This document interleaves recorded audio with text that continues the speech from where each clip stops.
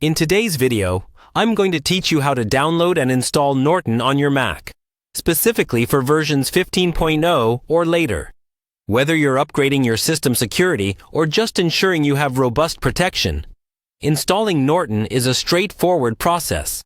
We'll go through each step together to make sure you get it right. First, you'll want to navigate to the official Norton website. You'll find a variety of resources there. But what we're interested in is accessing the My Account section.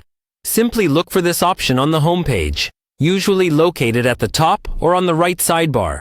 Clicking on My Account will prompt you to sign in to your existing Norton account. If you don't have one yet, you'll need to create an account. But for today, let's assume you've already got this part covered. Once you're signed in, it's time to head over to Norton Home.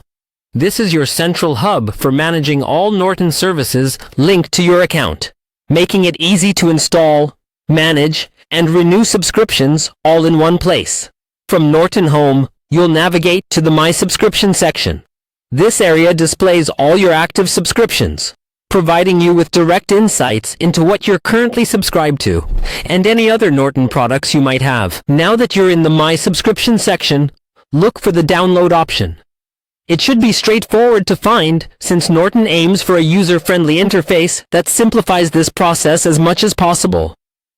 Click on the Download button to begin the process. This initiates the download for the Norton installer, which is the file that will set everything up on your Mac. Once the download is complete, the next step is to install the software on a new device. Norton provides a specific prompt for this, labeled something like Install on a new device. Clicking this will kick off the installation process, which involves following the on-screen instructions that Norton will present. These steps are designed to make the setup as smooth and automated as possible.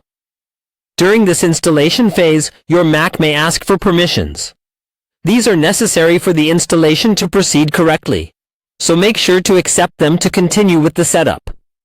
If your system settings are robust, you might need your administrator password to authorize the installer.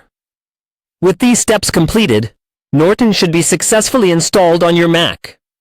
To ensure your peace of mind, I suggest running a quick system scan. You'll find this option within the Norton application dashboard, which will also show you real-time protection statuses and other security tools at your disposal.